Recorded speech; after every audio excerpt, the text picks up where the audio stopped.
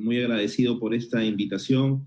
Agradezco a la Universidad San Ignacio Loyola, un saludo fraternal al rector Ramiro Salas, a los expositores, Mundo del Águila, de Rafael Belaunde, y felicitar estas iniciativas, ¿no?, que son tan importantes. Quisiera comenzar esto leyendo un discurso, una parte del discurso del presidente Fernando Belaunde en el año 63, cuando gana las elecciones presidenciales. Dice a la letra: no salgo de la catacumba a recibir el premio por un martirologio que no he sufrido. Salgo de las aulas universitarias a poner en práctica las lecciones que he dictado. Si he aceptado postular, es a sabiendas que no tengo otro mérito que el de haber soñado despierto con la grandeza futura del Perú.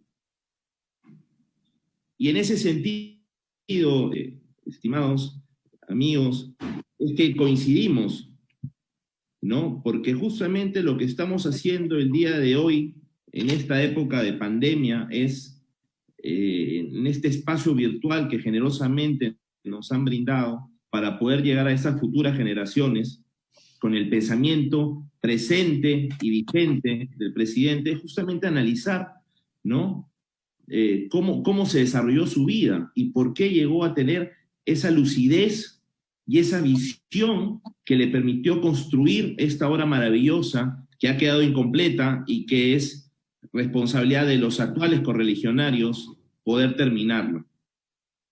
La educación. Analicemos la vida del presidente Fernando Belaunde. Sus estudios, ¿no? La época del colegio en Francia, ¿no? Posteriormente la Universidad de Texas, sus estudios de arquitectura, ¿no?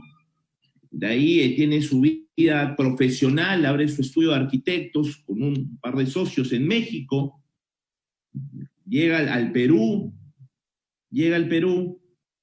y se dedica a la docencia universitaria.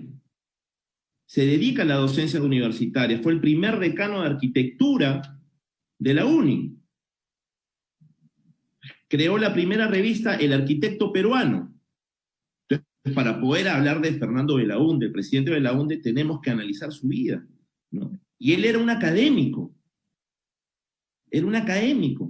un excelente profesional, ¿no?, que vino con todas esas ideas nuevas al Perú, ¿no?, y comenzó a construir edificaciones como, por ejemplo, el edificio Ferran en el centro de Lima, que tuvo mucha resistencia, ¿no? Entonces Fernando Belaunde, como bien manifestó Rafael en su exposición, más que hablar de una ideología como una disciplina que tiene un carácter filosófico, tenía una doctrina, ¿no?, que la fue acumulando las enseñanzas al caminar pueblo por pueblo todo el país, pero lo que le permitió interpretar, internalizar ese Perú profundo, porque seguramente Fernando Belaunde, cuando pensó en la marginal de la selva, como decía el Mundo del Águila, en la conquista de los españoles en el incanato, para que los españoles pudieran entrar al Perú, no hubieran podido haberlo hecho sin el Capañán, el camino inca. Se les hubiera sido imposible. No hubieran entrado a Machu Picchu jamás, ¿no? Entonces, en ese Perú profundo es que el presidente Fernando Belaunde se inspira y quiere construir un país de igualdad, ¿no? De ahí esas coincidencias, y de ahí tenemos que partir el análisis del pensamiento vigente, del pensamiento Belaunde. Rafael lo manifestó. Primer año del gobierno del presidente Fernando Belaunde, ¿en qué invirtió más que nunca? 24% en educación. A través del programa Cooperación Popular, ¿no?, se crearon más de 10.000 aulas. ¿Cuál es la esencia, cuál es la médula de Cooperación Popular? Cosa que deberíamos recordar casi como jalón de orejas para algunos correligionarios. La ley de la hermandad, ¿no? El sueldo de los profesores más alto de la historia republicana fue en el primer gobierno del presidente Fernando Belaunde. Entonces, tenemos una persona que se sentía en la capacidad y era un visionario, porque esas obras tipo Parque Jardín que se construyeron en el centro de Lima, la unidad vecinal número 3, era una concepción que venía desde Inglaterra, ¿cierto? Y que contaba con áreas verdes, y lo digo desde mi perspectiva municipal, porque también en ese sentido, como dijo Rafael, nosotros, Belaunde le dio el poder al ciudadano. No era acción estatal, era acción popular, para que los ciudadanos con un voto, un ciudadano, un voto puede elegir a sus autoridades, ¿no? Y creó estas unidades vecinales que contaban con áreas verdes, o sea, tenía presente, era un visionario, lo que se está hablando ahora, ¿no?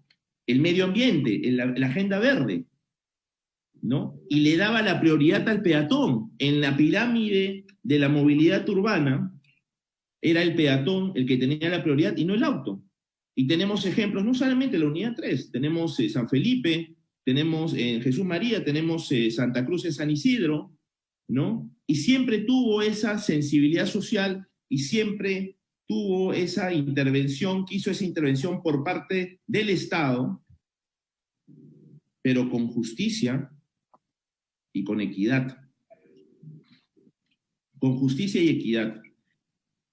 Por otro lado, es importante rescatar algo muy importante que manifestó el correligionario, hijo del presidente Fernando Belaunde, ¿no? La unidad. Él nunca buscaba la confrontación.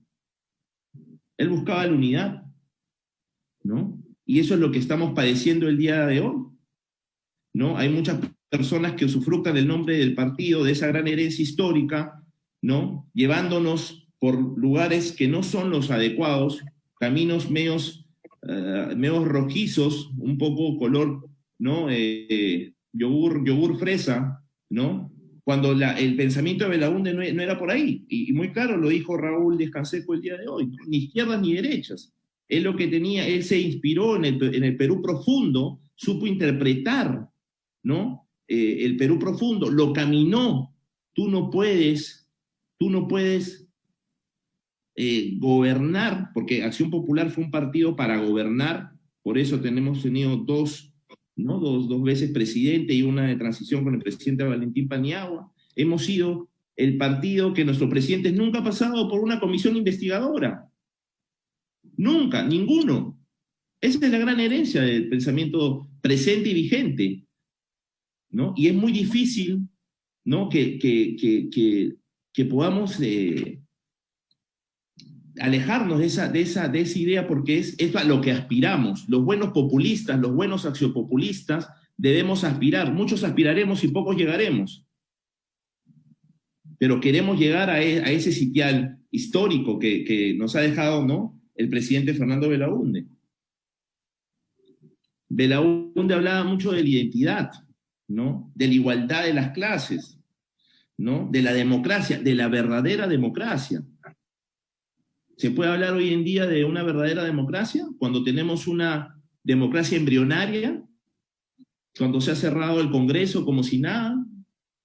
¿Se puede hablar de una democracia? ¿De la división de poderes se puede hablar? Mucho cuidado. El pensamiento de Belaunde debe estar más presente y vigente que nunca. Más presente y vigente que nunca. Yo coincido con el correligionario, con Rafael, ¿no?, en cuanto al tema de la doctrina, ¿no? Es importante tener claro eso. El otro día veía, porque me encanta ver los videos de las entrevistas de nuestros correligionarios, y veía una entrevista maravillosa que le hacía Hildebrand al correligionario Valentín Paniagua, ¿no? Y lo había hincado Hildebrand al correligionario Valentín Paniagua, ¿no?, a modo de provocación, con una serenidad, un temple. El presidente Valentín Paniagua invocaba, ¿no?, y hablaba de justamente esa inspiración que pudo y tuvo la capacidad Fernando Belaunde de poder interpretar el país, pero esa interpretación, esa capacidad se la dio la educación, y él creó en la educación, como bien ha dicho el correligionario del Mundo del Águila, ¿no?, las obras de Belaunde se ven ¿no? Su pensamiento se puede ver en sus obras, de manera concreta, de manera objetiva, ¿no? Belaúnde fue un visionario, fue una persona que siempre respetó la democracia, ¿no? Tenía conceptos muy claros como la democracia, la libertad de expresión, la libertad de prensa, ¿no? Que son tan importantes el día de hoy. Hoy día no necesitas tanques, ¿no? Para cerrar congresos, ¿no? Hoy día no necesitas cerrar canales o expropiar canales para amordazar periodistas. Las épocas han cambiado, pero el pensamiento y la médula y la fuente de inspiración del presidente Belaúnde sigue más vigente que nunca, ¿no? Para hablar de la conquista del Perú por los peruanos, como dijo nuestro arquitecto y teniente alcalde de Lima, Miguel Romero, la conquista del Perú por los peruanos es una lucha que requiere sudor y no sangre, trabajo mancomunado, más no insurrección, ideas, más no violencia, héroes de la paz y no de la discordia, vida y no muerte, ¿no? Para terminar, quiero, y estoy seguro que coincidirán conmigo, que nuestro tribuno Javier Álvaro Orlandini, que partió hace un mes exactamente, y casi como una justicia divina o poética, falleció el 1 de junio, ¿no? Falleció el 1 de junio, día del ultimátum de la Merced, ¿no? Que nos lleva a reflexionar sobre ese día en donde el presidente Fernando Belaúnde, ¿no? Ante el gobierno militar, se puso de frente y caminó desde la Plaza San Martín por el Jirón de la Unión hasta la iglesia de la Merced, ¿no? Y fue violentado, pero defendió la democracia y caminó con la bandera del Perú en la mano. Esos son los actos que nos deben inspirar, porque esa gesta en donde no predominaba la economía, porque una democracia una democracia en donde predominan los grandes grupos de poder, como habló Rafael, no es una verdadera democracia. No hay igualdad de condiciones, pero ahí primó la voluntad de un hombre, ¿no? El respaldo de jóvenes universitarios, que es lo que estamos haciendo el día de hoy, ¿no? En la Universidad San Ignacio, ¿no? Estamos siguiendo el ejemplo de nuestro presidente Fernando Belaúnde, ¿no? Solamente decirles, queridos correligionarios, amigos que están viendo esta transmisión, ¿no? De que Acción Popular es un partido creado, ¿no? Para gobernar. Acción Popular ha sido el partido de las grandes obras, ¿no? De las grandes obras, con una visión de futuro, ¿no? Y esa es nuestra gran herencia. Esa es nuestra gran herencia. Muchas gracias.